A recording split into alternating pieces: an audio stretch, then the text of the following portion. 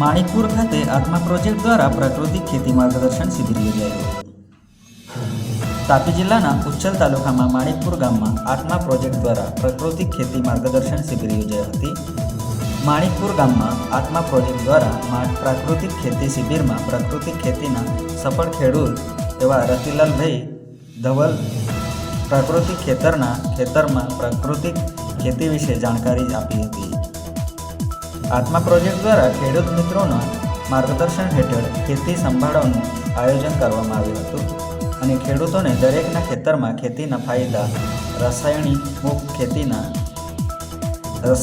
ખેતીના ફાયદા અને આ પવિત્ર ભૂમિને રસાયણ મુક્ત કેવી રીતે બનાવી તે વિશે માહિતી પૂરી પાડી હતી.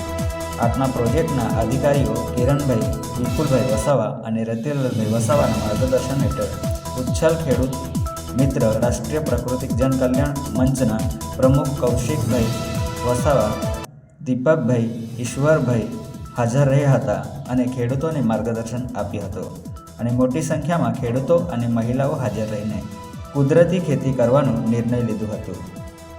ઈશ્વરભાઈ ગામિત, ઉચ્છલ. આપનો પરિચય? મારું નામ રતિલાલ રેવજીભાઈ વસાવા, ગામ માણેકપુર, તાલુકો ઉચ્છલ, જિલ્લો તાપી.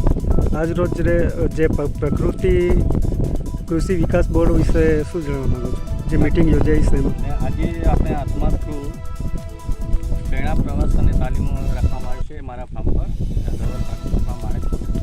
એમાં આપણે મેં 2019થી પ્રાકૃતિક ખેતી કરીએ છીએ એના અનુસંધાને અહીંયા પ્રેરણા પ્રવાસ તરીકે આત્મા થ્રુ રાખવામાં આવ્યું છે. અને અહીંયા તમને જોવા મળશે જે અહીંયા જંગલ મોડેલ છે, સેજનું મોડેલ છે, ઉપર આંબાવાડી છે, એ બધું અહીંયા કેવી રીતે બધું ખેતી થાય છે, કોઈ પણ રાસાયણિક ખાતર દવા વગર ખેતી કેવી રીતે થાય છે એ પ્રેરણા પ્રવાસ થ્રુ મારા તાલુકાના ખેડૂતોને જાણવા મળશે. હા, તો પ્રાકૃતિક ખેતી કરવા તમને શું ફાયદો મળે છે અને ખરેખર આ જે ખેતર દેખાય છે એમાં કેટલા વર્ષથી તમે યુરિયા કે પછી કંઈ દવાનો છંટકાવ નથી કર્યો? મેં 2020ની સાલથી આ પ્રાકૃતિક ખેતી કરું છું અને આ ખેતી કરવાથી માનવીનું સ્વાસ્થ્ય, જમીનની સુધારણા, પર્યાવરણની સુધારણા અને સાથે પૌષ્ટિક અનાજ એ આપણા સમાજના લોકોને પૂરું પાડું છું અને એનાથી આપણે આ ખેતી થકી જે બી કંઈ પાકે છે એ મારા ભાવ વેચું છું. એમાં આપણે મૂલ્યવર્ધનમાં હળદર પાવડર અને જે ખાસ આપણા વેચાય છે તેમાં પછી આપણે જે ડાંગર હોય કે જે બી વસ્તુ હોય એના મૂલ્યવર્ધન તરીકે ડાંગર વેચતા એના આપણે ચોખા બનાવીને ચોખાનું વેચાણ કરું છું અને એ બી મારા ભાવ. બરાબર.